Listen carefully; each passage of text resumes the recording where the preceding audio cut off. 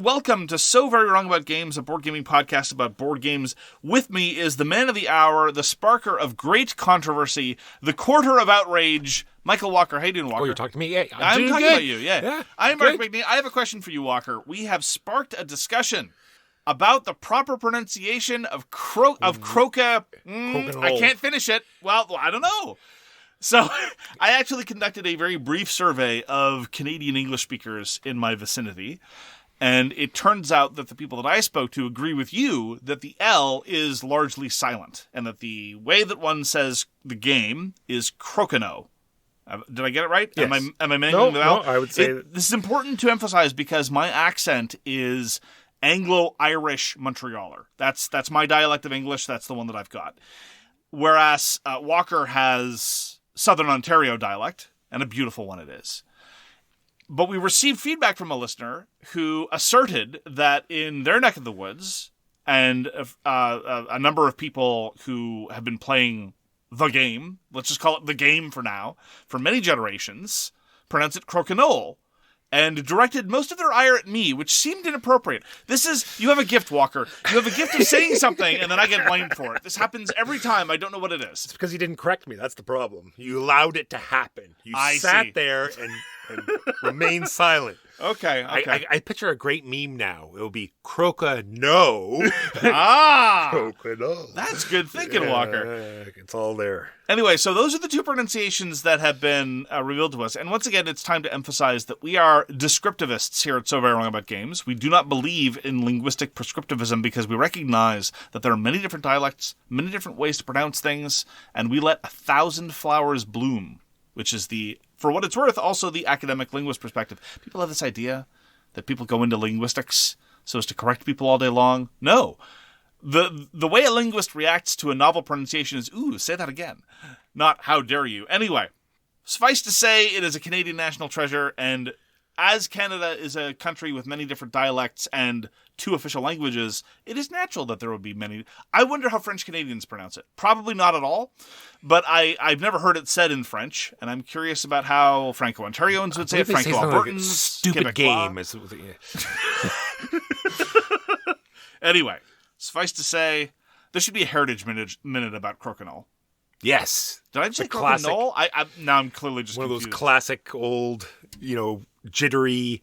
Remember what you see on TV all the time? Remember? Jittery? I don't remember the heritage minutes being jittery. Yeah. I remember the one about the house hippo, which was a great joke. And then there was the great one about the pollution. Remember? There was the wooden kayak that traversed our waterways. Yes. There was the classic one about the invention of basketball. For those of you who are unaware, what Walker and I are referring to were a series of public service announcements that have long since ceased, funded by the Culture Ministry in Canada, talking about, a part of our heritage, these just heritage minutes, because it's important to note, and I will say no more about politics, but this is true, Canadian patriotism is very reactionary. During times of peace, when no one's coming after us, mostly we don't have much of a national identity instinctively at hand. When people come after us, we are very firmly Canadian, but the rest of the time, we're a little lazy about it.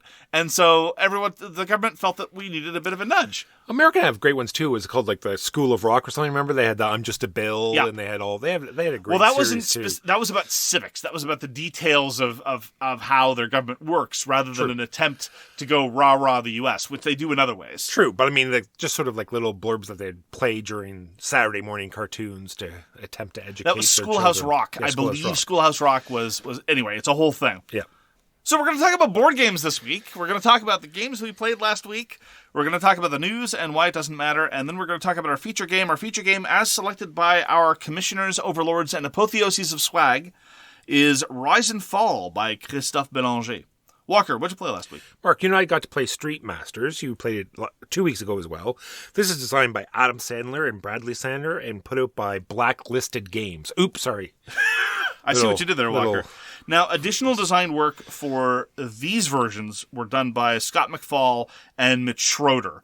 And indeed, I think the influence of the Sadler brothers is starting to wane a bit. This is a bit... I don't have a whole lot of data to back this up, but I suspect that they might not have had as much involvement in the fine-tuning of these particular characters and stages. But anyway, go on, Walker. Why Street Masters is great is it's like a sort of skirmish, fight-em-up game that does a great job of getting the flow just right, because it divides up all the jobs and everything just nicely that it moves along at a great pace. At the beginning of your turn, you have a chance of adding an enemy to the board, and that is your enemy that you control. So great game mechanics where you know that that particular character is not going to activate again till the end of your turn, so people can judge accordingly how to deal with that, and you get to do it when it comes up. So it sort of divides up all the jobs and makes the game flow fantastically. I like the card play. I like managing combos, exploring the asymmetric characters, doing cool effects, being able to do interesting things. So we played the other new boss and the other new stage. The first time I played Rise of the Dragon, I played a different one. And there I felt nothing particularly jumped out at me as being beyond the pale or particularly outré in terms of effects. There were a couple things here. We played against the Fire Gang, which is clearly Donnie Yen. Yeah, I forgot that I was going to do a whole bit here, and I forgot to get the information from you. I was going to be this whole thing how we went into this food market, and we wanted to get some sort of fruit from this vendor, and they wouldn't sell it, but it was the mother of the boss, and we offended them, so then they attacked us. But anyway, yes, we're in this crazy food market. Yes, and the gang is trying to ferry out their protection money. And that part was fine. It was very dynamic in terms of how the enemies were moving and trying to get the objective markers out. That part, on the face, it was fine. It was also kind of okay that the environment kept punishing us for not being on top of the market stalls. You're supposed to jump from market stall to market stall in a very sort of cinematic way. I was even okay with that. Just there were a couple of environmental effects where there was the possibility of the game state going from kind of okay to instant loss, which didn't feel great. Even with foreknowledge, we wouldn't necessarily have been much of a position to deal with that. And then there was one boss card in particular that I loathed. It felt like it belonged in a Sentinels of the Multiverse game because it targeted the character with the fewest hit points remaining, and then it did 4 damage, which is a lot. That card would have been nasty even in a game of Sentinels, but in a game of Street Masters, where the damage thresholds and the hit point thresholds are much lower, and it is the case that you immediately lose when anyone is knocked out, and there are 2 of these in the deck, that's terrible. Yeah, and it was direct damage. It wasn't like general damage. It was general damage. Well, was it general damage? Yes. All right, but still, the boss destroyed all blocks that you might have anyway, so... Yeah, the boss was stealing defense tokens. Again, that's fine too. I mean, bosses generate large quantities of defense tokens, and you can still win. I just didn't like that specific targeting element. Most of the time in Street Masters, I talked about this the last time I played Street Masters in point of fact, I appreciate the fact that the targeting is spatially based, and so you can manipulate that and take that into account. But when a card comes off the deck that just says, find the weakest character, deal them 4 points of damage, nothing to be done about it, no way to prevent it, other than having defense tokens, which have probably been sapped and are spending for other reasons anyway. I think the card could have done half as much damage and still have been obnoxious. It's just really, really... Anyway, so that and a couple of other details about how the characters work, it just doesn't feel quite up to snuff when compared to some of the other design work, especially compared to the early sets where you know that Adam and Brady Sadler were making their baby, as it were. And so I do feel their absence because I know at some point they stopped participating in the development process of Street Master stuff. Not to the point where I would necessarily bin it. I mean, if we were going to fight against this gang again, I would seriously consider removing or nerfing that particular card in question. But other than that, I'd be willing to deal with the jank. But suffice to say, I perceive an increase in the overall proportion of jank. 50% more jank. 50%? I don't know about that. You felt 50%? Yeah. That's a fair bet. So that's Street Masters, specifically Tide of the Dragon, by Scott McFall, Adam Sadler, Brady Sadler, and Mitch Schroeder. Finally released by Blacklist Games. I got to try Castles of Mad King Ludwig, the Collector's Edition. Ooh la la. So, let's start with Castles of Mad King Ludwig. This is a game by Ted Alspach, published by Bézier Games, and it is an auction tile-laying game, and quite frankly, it's got a lot of charm, because you've got these tiles of different shapes and sizes, and you get to more or less freely build your castle, and it ends up looking kind of weird, and some of the rooms are very cute. You've got various dungeon rooms, none of them, unfortunately, an outright sex dungeon. That, I think, is an oversight. You've got a 9-pin bowling alley. Look, you want to have a well-rounded birthday party. It's right? true. For an adult, first you do the bowling, then you enjoy the magic show, and then, you take the stairs down for a little bit of the bouncy-bouncy. Anyway, and you get to get something that's both visually and totally delightful. The way it works mechanically is fine. I've never really felt the auction element to really come into its own. Like, theoretically, there's this master builder, and they have a whole bunch of tiles, and they get to slot in each tile to a price bracket, and you pay the master builder to buy the tiles. In practice, you often don't have a whole lot of control. Like, there's nothing good that comes up on your round, and so everyone just buys the cheapest available tile and you end up with no money.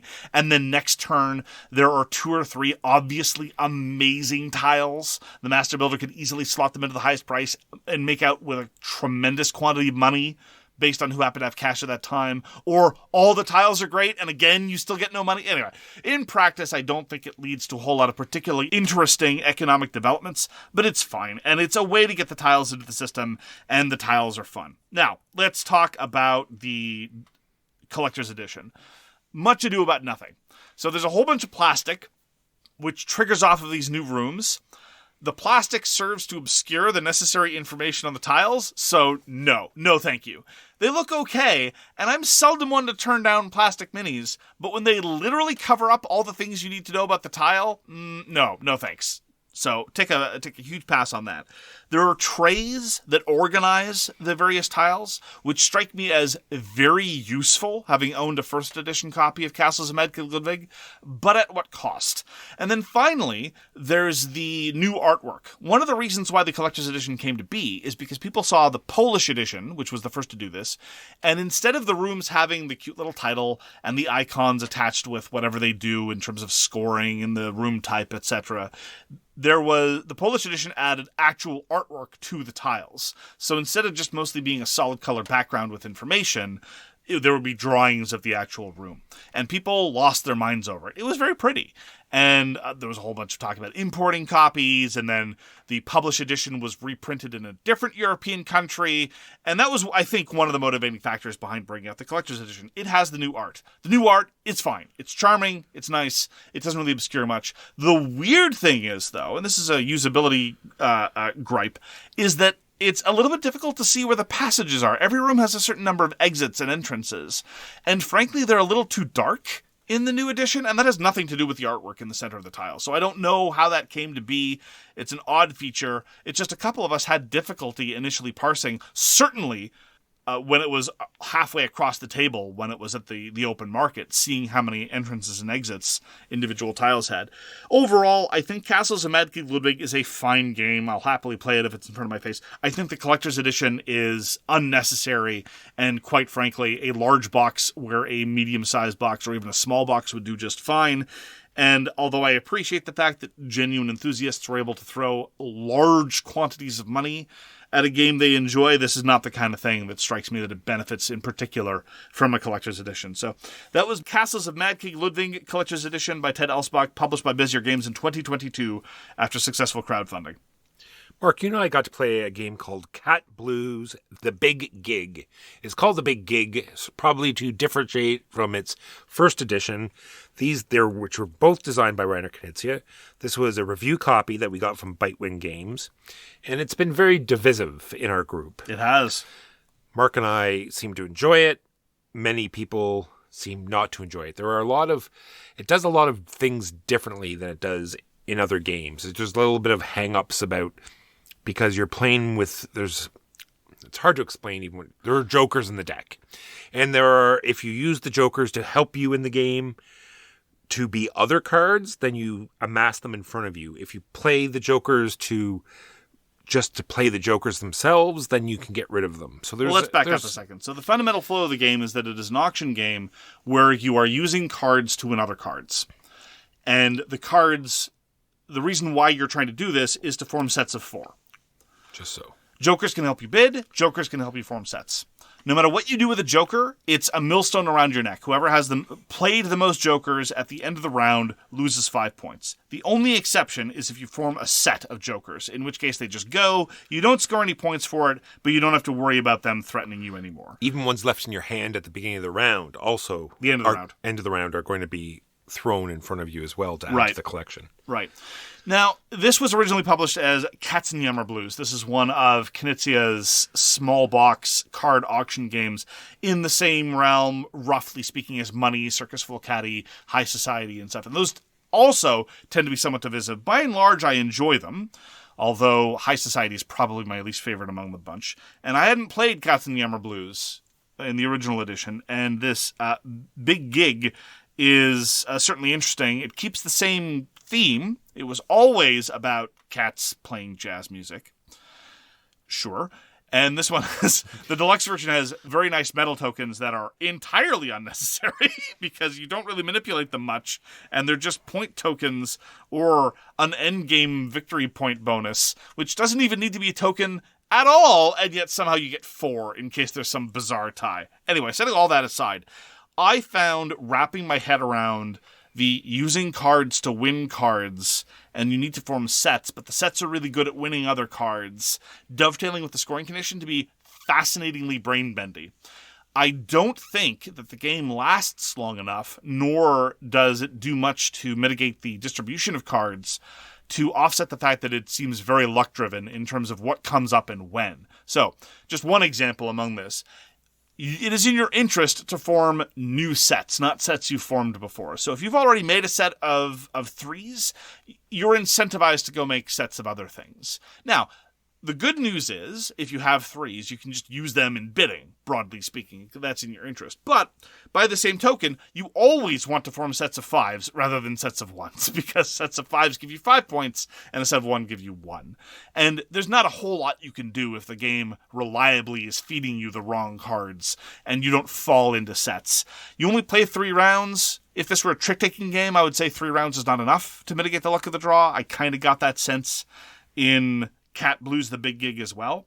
The other fascinating thing about the Big Gig, though, setting aside the fact that some people had difficulty wrapping their head around the jokers, was this was one of those opportunities for people to import their expectations of other unmentioned card games into Cat Blues. To what extent this is Cat Blues' fault, I don't know, but it's a fascinating phenomenon. I would say 0. And it's increasingly getting frustrating. It is frustrating. And mostly just for people like us who cycle through a lot of games. Yes. And unfortunately, some people that don't do that make associations that they really shouldn't, because there are so many games that just do things differently. Yeah, so Louis thought he was playing poker and therefore couldn't understand why he didn't need to form straights or couldn't score straights or do things of that nature. Dewey similarly thought he was playing rummy and also felt that straights needed to be represented. And the number, you were very clear, successful bids in Cat Blues just need to be different cards. But then Dewey wrote in, the different cards need to be in sequence. It's like, no, you never said that. But it's like rummy. No, it's not like rummy. Rummy does not have a monopoly on the context of it. I can see why you might make that association once, but it's a fascinating thing. I once had a bitter discussion. I didn't handle myself very well necessarily with Louis because we were playing, I've talked about this before, we were talking about Warhammer Underworlds. And in Warhammer Underworlds, some units have the ability Cleave.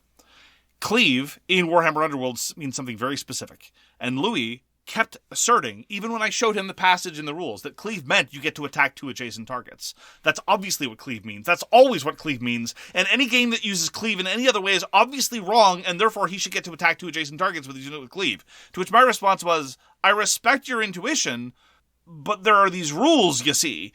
And that's another game, a different game, and maybe they shouldn't have used the word Cleave. Anyway, I'm always fascinated when people import these other intuitions in, but it does make explaining the game and getting them to intuit the principles somewhat difficult, yes. Yeah, because the bidding also took a little leap of, because there were, it's most cards will win unless, you were playing a set over top of different cards, and because triples are 0.5 better than different cards. Yeah. And so there was always trying to get them over that hurdle to begin with, and then I was tempted when playing Cat Blues. I had an inkling of trying to disambiguate it by saying it's just like Scout. But the problem is, Scout, you need to be runs. Yes. So that would have confused them further. Would have brought them back into Rummy land and Poker land. So I decided not to say that. But it is very much like Scout. Sets of the same number will beat sets of different numbers. There you go. And that's how you explained it. And I didn't have any problem internalizing that ranking, but other people at the table did. And you're right. Sometimes it's just a feature of the fact that we cycle through so many games. I'm just to be very, very clear, I am in no way asserting that this reflects on anyone's intelligence or mental capabilities. It's just sometimes you make associations that are unhelpful for internalizing a particular rule set. It happens. I find it a fascinating, albeit frustrating phenomenon. And that is our experience with Cat Blues. Yeah, it's weird. I want to try it again. I don't, like I say, I think it was a little bit too luck-driven, but the bidding dynamics I find fascinating, which is unsurprising given that it's a Reiner Knizia game. And it is one of these games where the shuffling between rounds is important. Yes. Because people are handing in sets of cards. They're forming quartets, to be precise. And using other sets to bid with. So the cards are grouped together. Yeah. And then, so it has an interesting way to set up what cards are being bid for. You just draw off the top. So if they're not shuffled correctly, obviously you're going to get like cards a lot. And unfortunately, that ends what cards are available. As soon as two cards of the same thing come up, then that's all you're drawing and that's what you're bidding. And so a lot of times, like 2 5s would pop up and then it'd be like, oh, here we go again. Yeah. Right? So unfortunately, shuffling extensively between rounds is vital. See, now he's blaming me. I was the one doing the shuffling. So I was to blame for the shuffling. Louis and Dewey couldn't internalize the rule structure. Okay. Yeah, you're all ganged up to ruin the game. Thank you. How does it feel to be so perfect, Walker? I've always wondered. It's strange. I don't think the shuffling was adequate. That's all I've ever wanted to hear from you, Walker. That I'm adequate. Did you hear that, Dad? I got to play Moon Colony Bloodbath. Ooh. Yeah, this is a strange little title from Donald X. Vaccarino, he of Dominion fame, published by Grande this year. So there's a central deck of cards, and every turn there's an event. At the start of the game, the deck is very thin. And it mostly consists of, hey, everybody, do an action. We all do our little action. The actions are very simple. Get a little bit of money. Get a little bit of food. Draw some cards. Use some money to put out a card. The cards are all buildings that we're building on this moon colony. And everything starts out fine.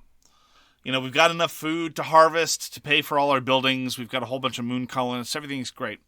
But in amongst the central deck is add the next event to the deck.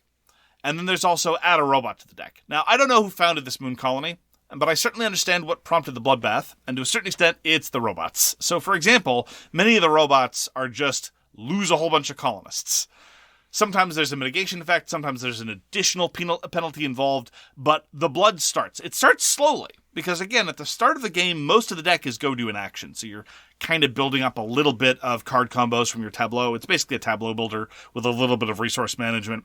And then there's a tipping point. Right around the midway part of the game, you transition from, we're just going through the motions, to everything is awful. And almost every event is just whacking you in the face. Now, you have some way to mitigate this. Some buildings in the giant stack of various buildings allow you to ignore certain negative events. These are by far the minority.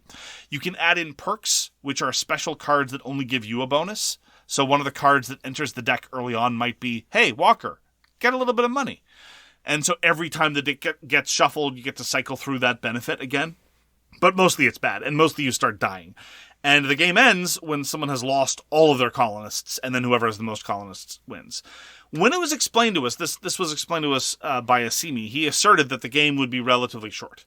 If the game were relatively short, I would definitely see the appeal. This game lasted far too long, because we were just riding a wave of losing points for a very long time. The entire game lasted about 75 minutes, which is a solid 30 minutes too long for a game of its ilk. Because again, once you reach the tipping point, you're not really making decisions about how to be proactive. You're just making reactive decisions about what building you just lost. And so people are just treading water and gradually shrinking. And that's just fine. The bloodshed was amusing to start with, and everyone's suffering and groaning about having to lose things. But at that point, the game needs to hustle to its conclusion, especially since the winner of the game was kind of transparent about halfway through. And so the last part was just going through the motions. And the ratio of going through the motions to actual decision-making in Moon Colony Bloodbath is never particularly awesome. It's mostly a reactive game where the event deck tells you what's happening, and you're just going through the event deck over and over and over again. And the fatter the deck gets, the later the game gets, the fewer options you have to do actions, because you only ever have those 4 action cards in the deck, but it's getting thicker and thicker with robots that are killing you, and events that are killing you, and perks of other people and various things. And so at that point, I really wanted the game to be over. It was charming.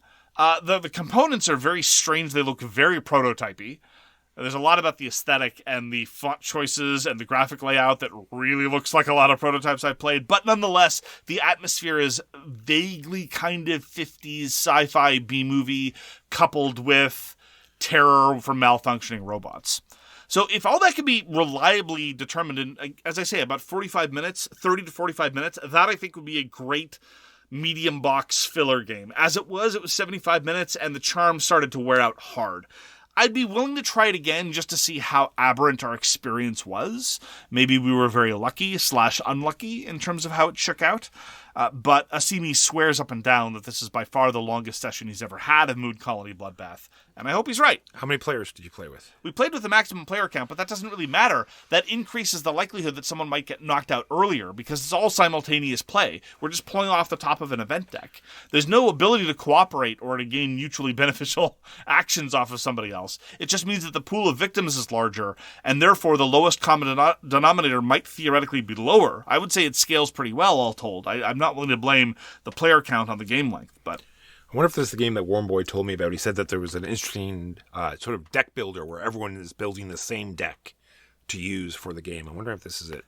That's one way to describe it, I'd say. I'd just say more it's an event deck that keeps getting added to and recycling. Your ability to contribute to that deck is negligible. Most of the cards get added by the system itself. So like the buildings and things you are building, or the cards that you get, you're not adding to that. Tableau builder. You're building them out in front of you. Oh, okay. And they give you, standard stuff like when you mine better. When you farm, you farm better. When you cash in a crate off of this thing, it does some other thing.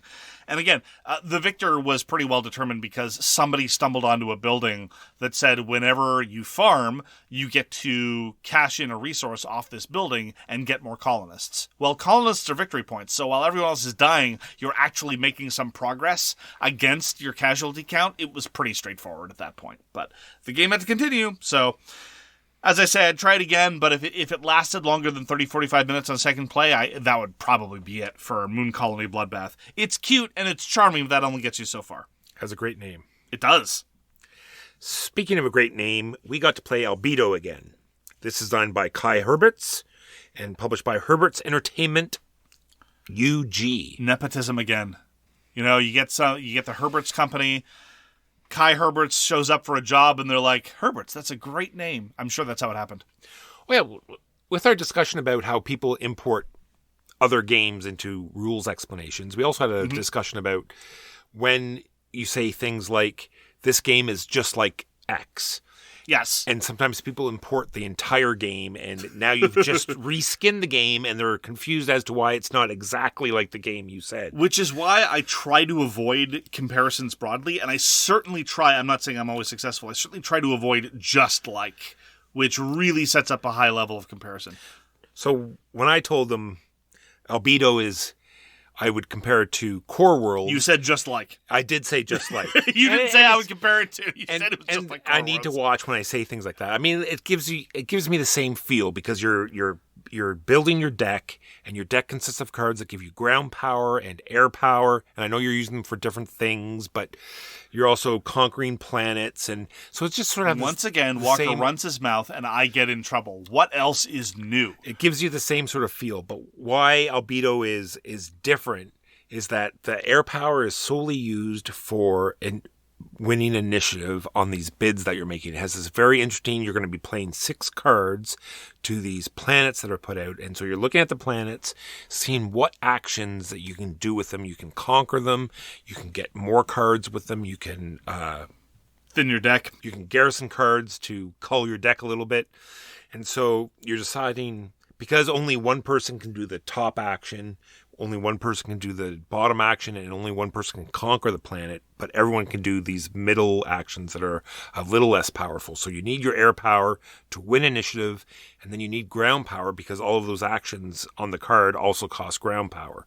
So you're making your little pile. This pile is going to attack planet 1, and maybe all 6 cards are going to do that, and this pile is going to attack planet 2, and then you reveal, and whoever has the highest air power gets to do the action first. And like Core Worlds, the cards are very interesting, very neat, like robots and spaceships and interesting things that make your deck more powerful as you go along.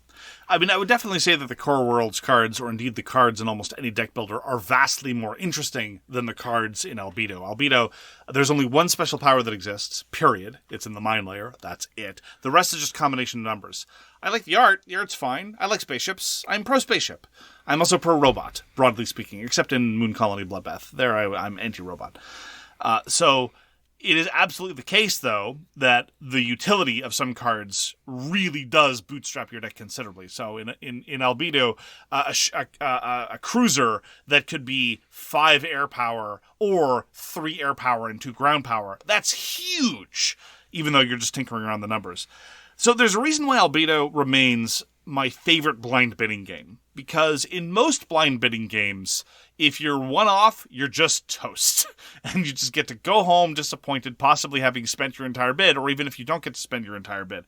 Whereas, success in Albedo, I really think, is not just about piling all your resources into one basket. Like, it's one thing to say, okay, all my 6 cards are going to go to Planet 1, I'm going to try to conquer the thing. But then if you can't conquer the thing, your round is scuppered. The really successful bid in Albedo is, I am going to be able to craft bids on, number 1, both planets at the same time, because 2 planets are revealed per round. You can split up your forces as you wish in your simultaneous blind bid. And number 2, what I want is to conquer the planet or do the bottom action, but I'm going to arrange my ground power and my cards in such a way that if I don't win the number 1 bid, my second place option is still good enough. And I love those kinds of calculations because it really takes the edge off of blind bidding while still nonetheless maintaining some degree of tension because you care a lot about what other people are doing, which again, as a contrast to Core Worlds, in Core Worlds there's a vanishingly little player interaction. It's just, I got there first because of blunt turn order and there's nothing to be done about it. In Albedo, you really have to be careful because, yeah, maybe you can get to the 7, 8, 9 ground power to get that huge point bonus from that planet, but can you do it in such a way such that you beat out the air power of that other person who might just conquer it for 3 points and be happy? And those dynamics, I think, it's so quick, it's so approachable in terms of rules load. It's a little bit counterintuitive at first, but I think it's easy to get your head around eventually, and I just really like how it flows. Icons are terrible, though. Yeah, the icons are bad. I'm not going to defend the icons. And it has that interesting turning point, where you're transitioning from building your deck to conquering planets, and when you do that is kind of essential as well. Yeah, and this brings up the other factions. So I played again as the Space Pirates, and the Space Pirates are an interesting deck in that they have a lot more bloat than the starting deck. The starting deck in Albedo is 9 cards, and you have a 6-card hand, which means any card you purchase in round 1, you are going to see probably in round 2, or failing that, round 3. And it's really, really well done, and that's only if you bought like 4 cards in round 1. And so there's an immediacy to it, on top of the fact that the game is so quick. But the Space Pirates start off with 12 cards, and most of those cards are garbage, and so the impetus for garrisoning cards and getting them out of your deck is much, much, much higher. And so that tipping point, or that balance, I don't even know if it's a hardcore tipping point, like you're flipping a switch, I'm not garrisoning anymore, now I'm just going for conquering planets. I think it's slightly more nuanced than that. You might want to conquer planets in the early rounds, and you might want to garrison in the later rounds too.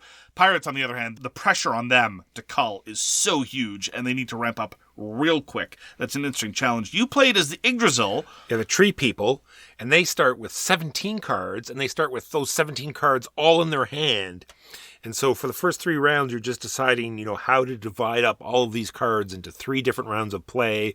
And yes. And they purchase from their own supply. They have special evil tree fungus units. They don't mess with the normal robot infantry. They have robot fungus infantry instead. Yes. But they only get 1 of each. So that's the tough part, where everyone can get multiples. Yeah. We get 1.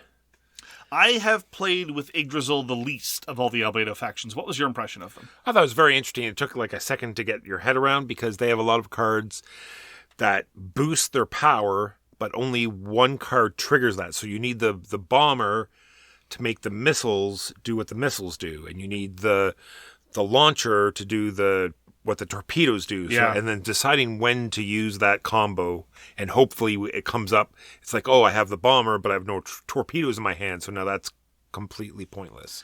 Yeah, it's weird. I said that in the base game there's only 1 special power. Yggdrasil introduces a couple more, and so it is by far the most complicated of all the factions. But as I say, Albedo never gets particularly complicated. I should really play Yggdrasil next time. And that's Albedo by Herbertz. Played another game of Malediction. Malediction is a review copy we got from the publisher. This is by Leo Cunha, Nicole Lobo, and Daniel Pettersen de Lucena. This was successfully crowdfunded not too long ago, and it is a new kind of skirmish miniatures game with a hybrid card system.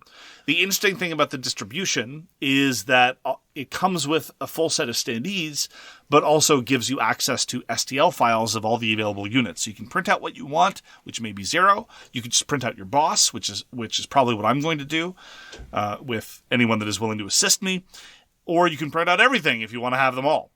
And on top of that, I really want to emphasize something that I find a breath of fresh air in the miniatures game market. This absolutely feels like an analog tabletop skirmish game with measurement and everything. But I don't think that I have ever seen a starter set as complete as the sets in Malediction. When you buy a faction starter set, you're going to get the dice, the standees, the rules, the cards. Now, the rules, granted, are a PDF file. I wish there'd been a physical version. That's my one gripe. All the STLs you need, as well as all the terrain you're going to need for a given session. And so, unlike a lot of other starter sets, where it's like, well, you get enough units to kind of play a game and provide your own dice measuring tools and terrain, just go ahead and use books and salt shakers and stuff. Look, we've been told that for years. It's workable, but not ideal. Malediction, on the other hand, gives you absolutely everything, like 0 other components required, and I really, really appreciate that. And it really improves the value proposition, especially in a context where we might want to be printing more and importing less. Making no other comments about that. So there are 4 factions available. This time I played with the Conclave of the Spheres, which is the blue faction. They very much like ranged attacks. They very much like casting spells. The faction differentiation is good, but it's not really very novel. It's kind of par for the course. You're launching a new miniatures game set. You don't want to stray too far from the standard kind of archetypes as established by Magic the Gathering and other related games. I respect that. Some of the other world building by Tracy Hickman is kind of cool. But overall, the faction theming is not what I would call amazing.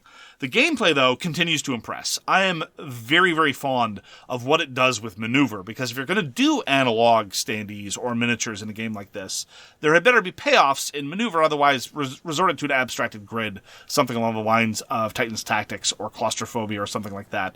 I'd much prefer that for simplicity, but if you're going to make me measure, and if you're going to have that level of detail, don't reduce everything to a scrum in the middle where everyone just rolls melee attacks, and that's the rest of the game.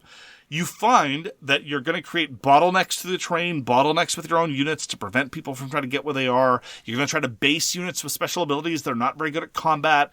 You're then in a situation where you use other abilities and other units to try to come to the rescue, and so you have these little pockets of skirmish where sometimes it was established on your terms or sometimes established on someone else's terms, and the maneuver really strikes me as interesting. I really appreciate how the game state evolves in response to your decision making, which is not something that every tabletop miniatures game does, sadly. I enjoy the interplay between the cards and the minis. I'm not a huge fan of the way Luck of the Draw factors into things, but it's a price worth paying, I think. Sometimes you desperately need that other unit, and you're just not drawing enough cards to replenish your ranks, but you always have access to your boss, at least, so there's some safety valve there. I think Malediction gets a lot right, and I really appreciate the novel approaches that it takes to some of the traditional tabletop miniatures game conventions, and I'm looking forward to trying it some more. So far, I have seen 3 of the 4 factions, and as I say, the differentiation is good, although the novelty isn't necessarily, and I'm looking forward to more. So that is Malediction by Loot Studios. Got to play Hey, That's My Fish. Now, this has been put out by more than 20 different distributors. Been around for 20 years, and I always love it. So you're just making this quick hex map of 1, 2, or 3 fish tiles, and then you place your penguins. And then when you move your penguins, they can slide along a hex grid as far as they want, but you're going to remove the hex that they moved from. So the map is quickly disappearing, and you're blocking penguins off, and you're trying to make sure that they can't score as many tiles as they can only get 1 or 2 in their little island that you've left them, and it's whoever gets the most fish. So you're trying to get to the 3s before the other players. You're trying to make sure you don't get trapped. It's so easy to teach and play, and it's over. It never seems to fail. It's on Board Game Arena right now. If you ever have a chance, check out Hey, That's My Fish. Do you think it would be inappropriate to make a joke about terrafing penguins? Would that be too much? No, it's fine. Go for it. Okay, I'll workshop it. Okay, gotcha. And lastly, we did a stream. So if you want to check out Cat Blues, it's on our live tab on our YouTube page. And we also played Parks, Roll, and Hike. I think this is getting out of hand. Yes. The roll and fight was cute. All right. Roll and hike.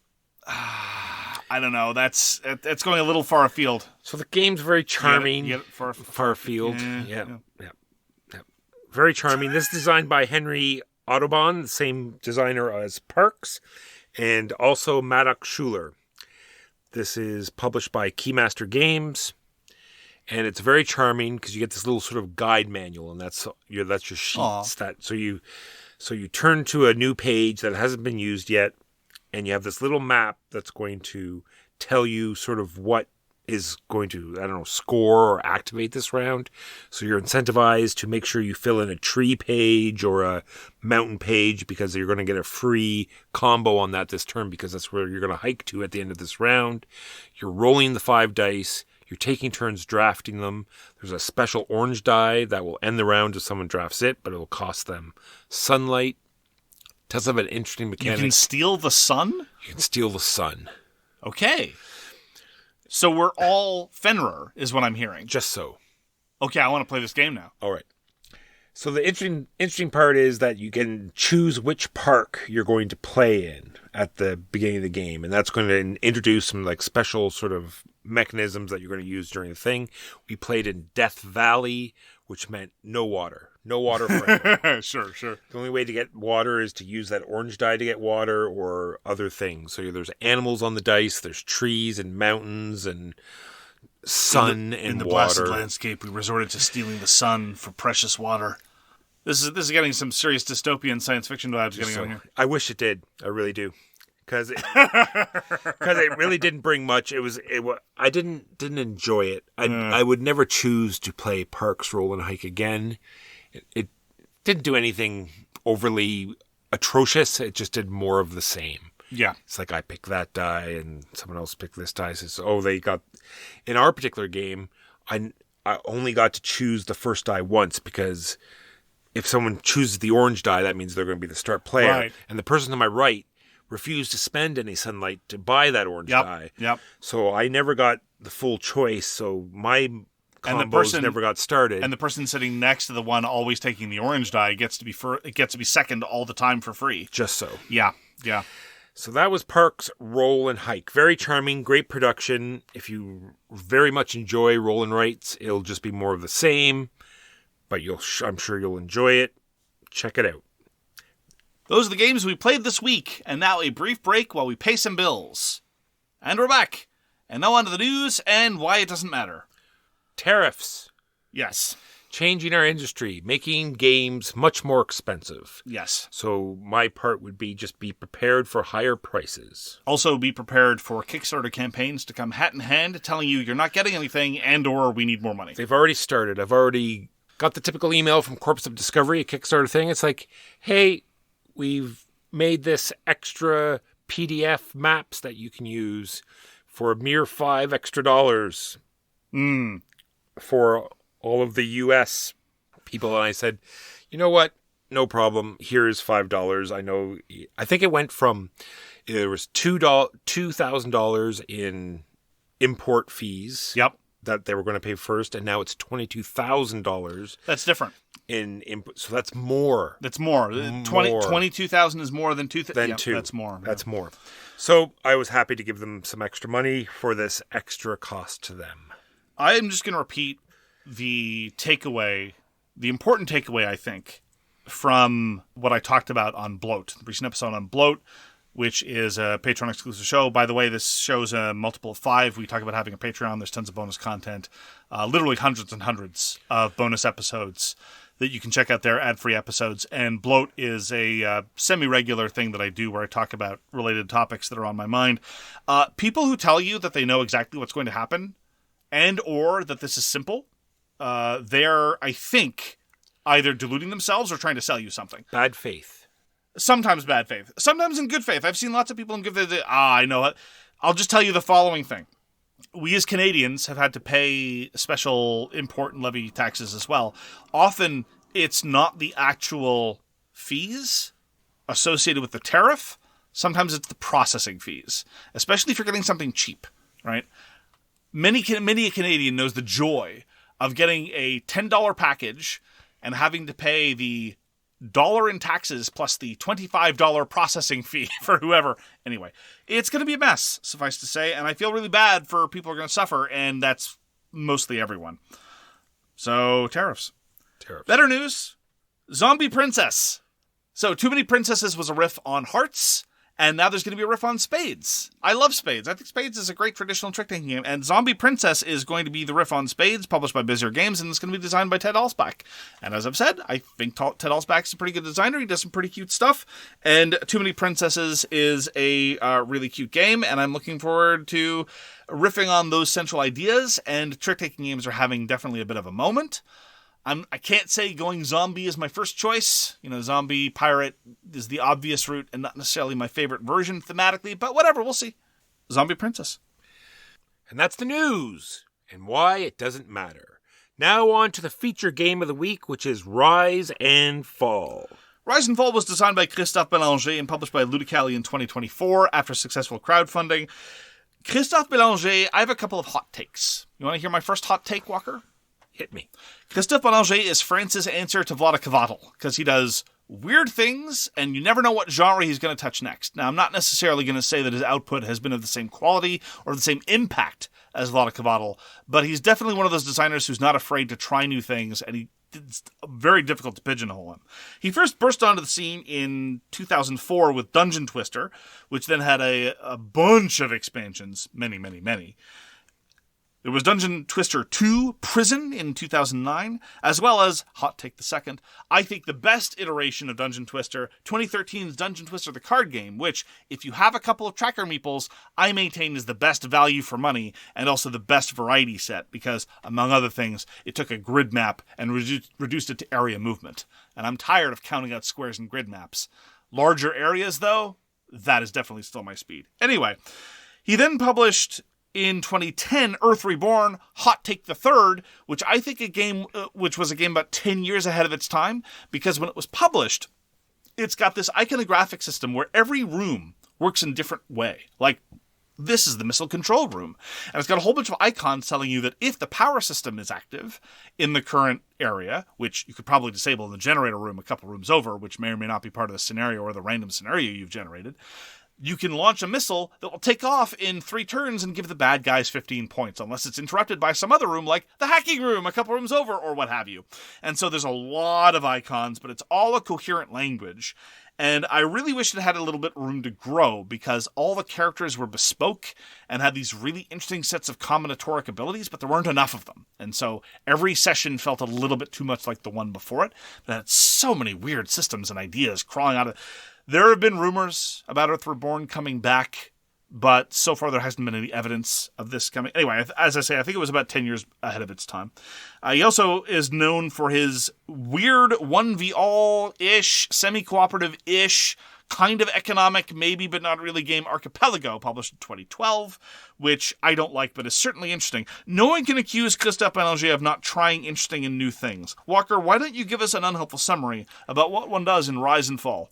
Feels a little bit like Barony, because it is a hex grade. Is it just like Barony, Walker? No, it is not. It's just like It feels Splendor. just like Barony? Because it is a hex-based system, and it very, very much restricts your movement, and you're trying to sort of... And all your pieces turn into other pieces, and so you're trying to evolve your little domains, blocking off other players, and trying to take over as much of this land as you can. Meanwhile, using this very nice flowing sort of pick a card, everyone flips the card, do the actions, move on to the next player. The flow is there. Rise and Fall. The flow is there.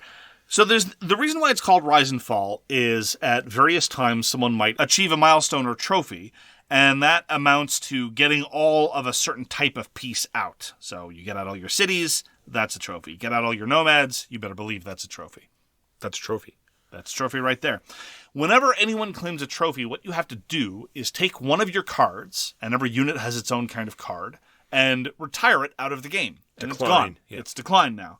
You can get them back at the expense of points, basically. Sometimes during the game, there's an issue of not having enough currency, and so you have to go do a couple actions that you wouldn't necessarily otherwise do, just to have the cash on hand. But mostly, after the early parts of the game, people have enough cash on hand to be able to go do the thing, so it's just a points calculation at that issue. And so, at times, you can get this idea of fallow pieces on the board. Like, I've got some boats over there. They're never activating because my boat card is gone. Am I going to get my boat card back later? Maybe I will. Maybe I won't. Depends. Depends on how bad I need the boat. Depends on how bad I need the money. Those kinds of considerations, that sort of ebb and flow of available activations, I think is quite cool. And it's kind of the conceit that drives at least the name of the game. Yeah, and it gets more and more expensive. Like, the first card to buy back is 5, then 10, then 20. Just keeps doubling. Gets more and more expensive. And not only do you need those cards back if you want to activate those units, but if you want to score, say, I have all my nomads out, I don't need them anymore, I'll just put them in decline. Well, guess what? You don't get to score those nomads unless that card is in your hand. So like you said, you have to make that calculation. Am I going to get points for buying this card back? Is it worth getting it back in my deck? If anything, I kind of wish that there'd been a little bit more texture to that decision. As it is, getting the card back is almost always a good call, because it is going to give you that many points at the end of the game, as well as if you've got them on the board, you probably want to do something with them. If it is the case that you just run out of a certain unit, that they're gone, that they've all been turned into something else, the card just naturally leaves your hand and comes back when and if you build another one. So that part takes care of itself. But given that I really like the ebb and flow, part of me wishes that, for example, the scoring capability had been divested from whether or not you had the card. Part of me even wishes that you would get more points for having lost the card but having the units there, because you're deliberately leaving a whole bunch of stuff on the table and not being able to manipulate them for the scoring potential. Or, and I'm just throwing ideas that would change the dynamics in a way that I would like them, if it became cheaper to buy back the card over time. Because very frequently what happens is there's a decline, especially the first decline, everyone just buys the card back right away. Part of me wishes that there was sort of a decreasing cost, like buying it back right away was very expensive, but it got cheaper. Again, just so you could play around with this dynamic a little bit more. It's there in the game. In Rise and Fall, you get to play around with this ebb and flow. I just wish it had been a little more pronounced. The other consideration we have to take that works right into this is the fact that you don't get cards back from your discard pile until you've played all your cards. Yeah. So if you leave cards in decline or transform units so you don't have any more of that unit and therefore it goes back to sort of out of play, you can cycle the same 2 cards over and over again and therefore get more out of those particular units if that's what you want to do. Yeah, I've seen it work to advantage in both instances, like having a bloated hand of 4 or 5 cards and just making good use of all those units, as well as having only 2 or 3 and being much, much leaner. What doesn't work, and which is a trap, which is fine. It's a fine trap. It's not a confusing one. It's one that's relatively self-evident. Is having only like one of a couple of different kinds of units on the board. That's just asking for inefficiency. You're not really getting any value out of your card play at that point. You kind of have to specialize a little bit. Don't spread out too thin. Don't just try one of each just to be wild. That's a recipe for inefficiency in my experience. So what you're doing is everyone picks one of their unit cards, they put it down. Once everyone's decided, everyone flips it up, and then in turn order, you look at your card, and there's this whole menu of actions that each one of those pieces get to do. So if I have 4 nomads on the board, each of those nomads gets to do one of these menu of items that are on the card. And that's, I think, is the only place that I can see, other than any of the modules that we're going to talk about later. Modules, Walker. Say the word properly. I'm sorry, modules later, that we'll talk about later, where it becomes a little janky because... The word is module, by the way, for those that don't get my sterling humor. I just say it in a funny way because I like to insert some little bits of joy in my life because, well, you know the company I keep. Yeah, that's true. So some things can't turn into other things over a cliff, or it has to be in certain terrain types. Yeah, you can't. Cities can secrete additional nomads when they activate, but you cannot shove that new nomad off a cliff. A nomad can turn into a boat, but the nomad will not hurl itself off a cliff. Just so. And only certain units can move over glaciers, so... That's the only, I think, time that it breaks down a little bit. And that's not that very much. It's a little counterintuitive, yeah. Yeah, but just sort of, you have to make sure you know what units can do and where they can do it. Yeah, it's usually really relatively transparent. The part that trips me up, and I don't know to what extent this is a me problem or a game problem, is that the blocking only becomes evident to me after I've built myself into a corner. I think if I really devoted myself to improving my play of Rise and Fall, I could probably start seeing these bottlenecks show up a little bit sooner. But the precise interaction of what units can go where and the restricted geography of every map that you construct lead me typically to realize that I've made a mistake 2 turns too late.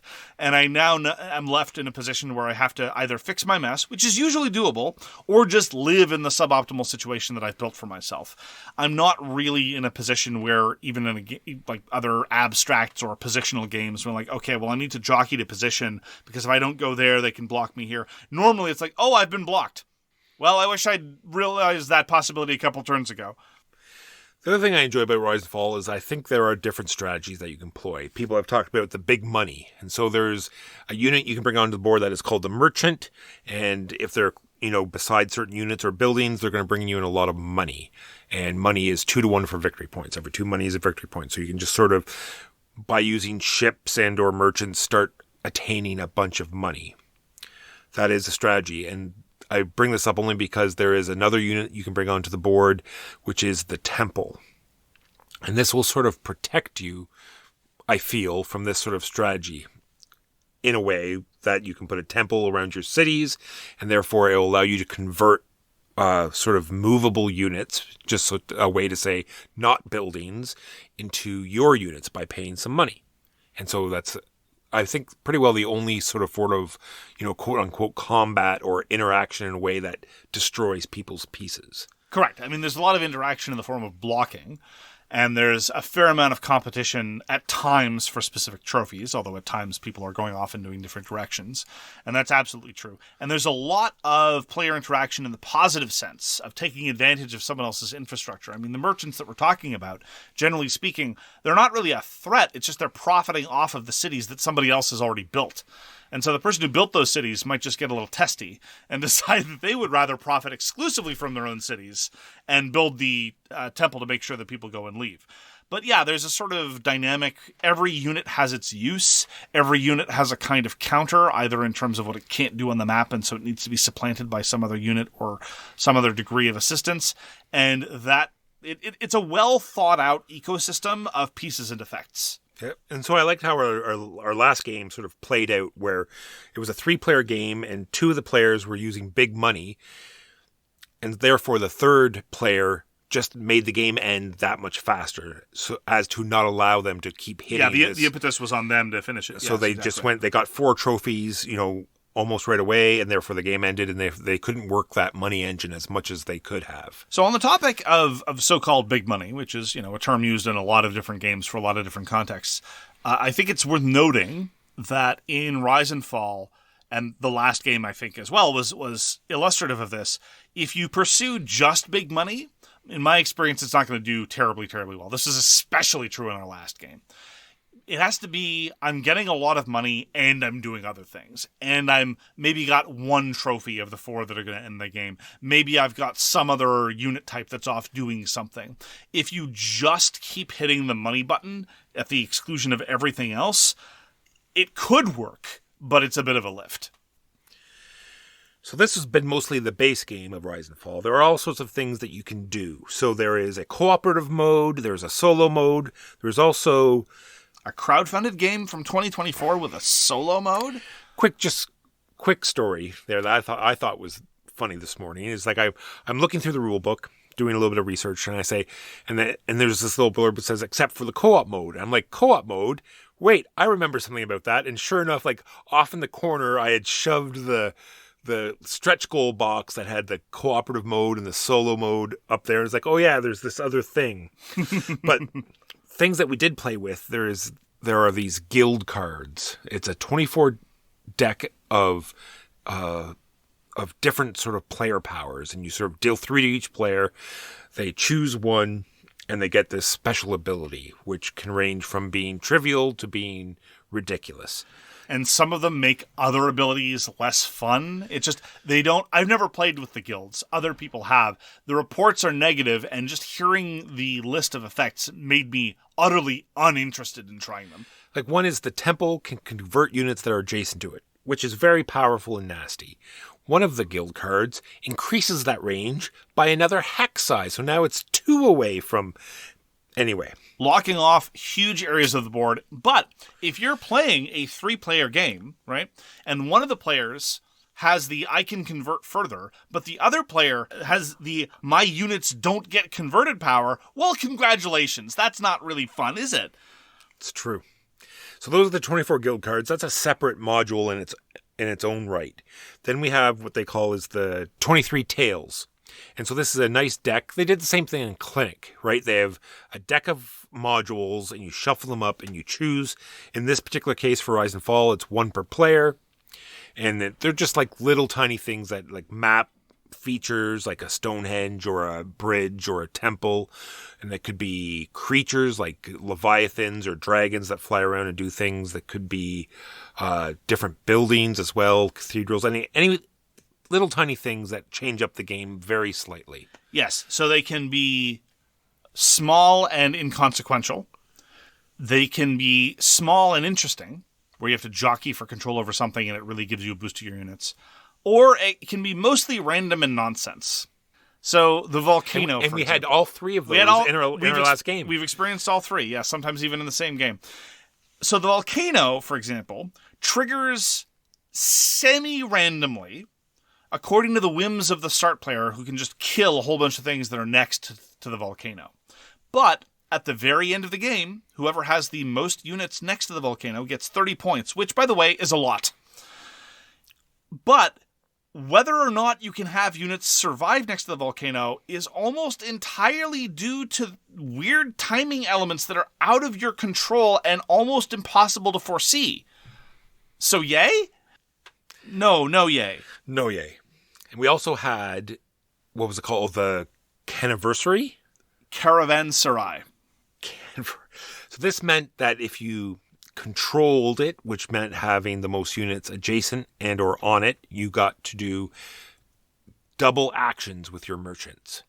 Yeah, it was powerful. Which was great worth for fighting big over. money, yes. Yeah. There was a huge fight for it. Yes, and it was an interesting dynamic in the way it played out. It led to a whole bunch of concentration near one part of the map, but it shook out relatively interestingly. And then we had the one that was completely useless and not even used once. Yeah. It let you trade stone for wood, and then it was just like, yay? Yeah. I have to get units next to this and use their one action Yeah. to to change this stone into wood. I got better things to do. I could see in some instances that might be useful. Oh, yeah. It's not obviously always useless. It's just obviously mostly useless. Just so. So my problem with the volcano actually leads me to my biggest issue with Rise and Fall. So I enjoy the play of Rise and Fall for the most part. I think it's too long for what it is, frankly. It's a solid 2-ish hours most of the time, and I don't necessarily know that it bears its weight particularly well. And my biggest issue is the endgame scoring. It is somewhat related to your Bunny Kingdom issue, but it is somewhat different. I don't like it when the endgame scoring, which tends to disgorge a very, very large number of points, feels very, very different from everything else you've been doing over the course of the game. So, when I'm playing Rise and Fall, during the actual game, I'm thinking about making money, I'm thinking about the efficiency, the actions of my available units, I'm thinking about the way to maximize getting out the units that I want and not getting out units that I don't want, I'm thinking about card efficiency, I'm thinking about board position, I'm thinking about blocking. I am not thinking about area majority, because there's a huge area majority scoring at the end of Rise and Fall. You basically divvy up the map into parcels of land, and whoever has the most units on a given parcel, they get sometimes huge quantities of points. 20 points here, 30 points there, another 20 points over there. And part of the way that I approach the game cannot synthesize the two. After the first time I played, I completely forgot about the endgame scoring entirely. Because again, you're talking about 2 hours of highly efficiency-based gameplay that doesn't feel like an area majority contest, because it doesn't dovetail with any of the things you actually do during the game. At no point during the game do you care about area majority. It's not like get a bonus stone if you've got more, or get more tax money from your cities if you control the area. No, that at least would help remind me and keep in mind that this other area aspect is going on. So the first time I played, I'm like, oh, this is a surprise. Yeah, you did tell me about this, but then I completely forgot because it's completely divorced from all the actual gameplay. Every time I've played since, I've been like, remember the area majority. I still can't get it to feel like it's actually an organic part of the game, and I still can't get it to influence my play. I don't know to what extent this is a me problem, past like the last 2 or 3 turns of the game. During the early part of the game, it's all about expansion and efficiency, as I said. And then when I see that 3-ish trophies have been claimed, the game ends going, oh yeah, right, area majority. Oh, maybe I'll move that nomad into that forest that everyone else has ignored the rest of the game. That's 16 points that I'll be able to pick up no problem. All right. It just feels so strange and unsatisfying to then go to the area majority part. I don't know what it is. I'm wondering if this is an issue they had with playtesting, because now that you've said that, it sort of dovetails in what I was going to talk about next, and that is the fact that the rule book and or the designers want you to feel as though building the map is part of the game. And I'm wondering if that sort of helps players emphasize the map and how big certain areas are getting, and the fact that they're going to be worth points. So maybe when the group builds the map, maybe it's something that you can emphasize even more. Maybe. That, you're building this. If you make the mountain this big, it's going to be worth a lot of points. Maybe that could be part of it, because I'm not understanding how building the map is part of the game. Well, and why they emphasize it so much. I'm a little more sanguine about it than you are. I think that the 5 to 10 minutes that you spend building the map is useful insofar as it means that you are organically going to end up with a very different map every game. If there were scenarios with specific map setups, it would take forever to actually build them. And so, by virtue of the fact that everyone just builds the map piece by piece, turn by turn at the very start of the game before you start playing Rise and Fall, it guarantees that you're going to end up with very different map configurations without a laborious setup process. As to what extent a player could build the map to strategically try to goose their own advantage, I really don't know. But I'd be surprised if that's part of the point. I think the point is just to get a new pretty map every time. On that point, one of the greatest things about Rise and Fall is its table presence and what it looks like while you're playing it, when the game is over. It's really beautiful. Everything else, you have these very thick cardstock tiles that, the mountains are slightly thicker than the forests. This is how you do it. You put out all the water, then you put out all the plains, all the grass, and then you start covering up all. It's like, it seems very counterintuitive at first. It's like, oh, we put out all the water, now we're going to cover all the water with plains, now we're going to cover almost all the plains with forests, and then we're going to cover almost all the forests with mountains, and then we're going to put some glaciers on it. But end of story is you have this fantastic looking map, and then you start putting these, buildings on cities and temples, and the lovely screen printed wood. Yes, and it looks fantastic. It's the visual appeal is great. There's a bit of a toy factor with the units. You have different kinds of people riding different kinds of animals for most of the units you're riding around. Great Mountaineer is this sort of... Yeah, white tigers. White tigers riding around. Yeah, why not? Why not? You could have just had like a meeple holding a pitchfork or some crap like that. But no. Not just a grappling hook. Or a grappling hook, something like that. No. Here we have little dudes riding white tigers. That's what we're going to do for this. Hats off. Well done. It is stunning looking. Very expensive as a consequence. But nonetheless, you do get the full 3D effect, and the pieces are all very nice. So that being said, there are 2 sets, and I'm sure you'll be on the same page as me, so you could technically play up to 8 players. I don't think I would ever play over the 4 players. I think the loss in the flow would massively deter from the gameplay experience. Yeah, my preference is 3. As I say, I think the game's a little too long, so even 4 is not my ideal player count. I'd be willing to play with 4, I guess. But 5, definitely not. Not 8? No to 5 and 7. Yes to 6 and 8. No. Definitely not. Yeah, it's just select which 4 player colors do you want in your box is the upshot. And so at the beginning of the game, you get to choose how long. You can make it even longer. You can make it even shorter. Yeah, 3 trophy game would be weird. Because it's like Mark just said, it's the number of trophies. When that final trophy is taken, the game will end. And the only way to get trophies is to have all of a particular unit out on the board. And then if at the end of the round, the right number of trophies are taken, the game will end and you score. And like we said, you're going to get a number of points as long as you have the card in your hand for how many units you have on the board. You do the area majority, you get your trophies. There might be some points that will determine the winner of the game, like the volcano. Like the silly volcano, yes. If I sound bitter, it's totally... How many has units nothing did to you do lose with, to that volcano? At least 3, I think. I was trapped, and so I had to continuously gamble trying to get units past the death volcano. But that's okay. Yeah, Walker lost a great number of people to the angry, vengeful volcano god, whereas... purely as a strange artifact of turn order. And a city. Huey got to have a little boat just chill out there and get the 30 points. There was also a city who thought that they appeased the god. They thought they were one with the volcano god, Mark. They built an elaborate city at the base of the volcano. Did you send the volcano god macaroons? No, there was... you got to send it macaroons. It doesn't like anything else. That was the problem. Yeah. So that actually leads me to overall my take on Rise and Fall. I do love the components. I do love the flow. And it's not that the game feels long in the middle of the game, but at the end of it, I look up and like, oh, wow, that was 2 hours? Oh, not much happened.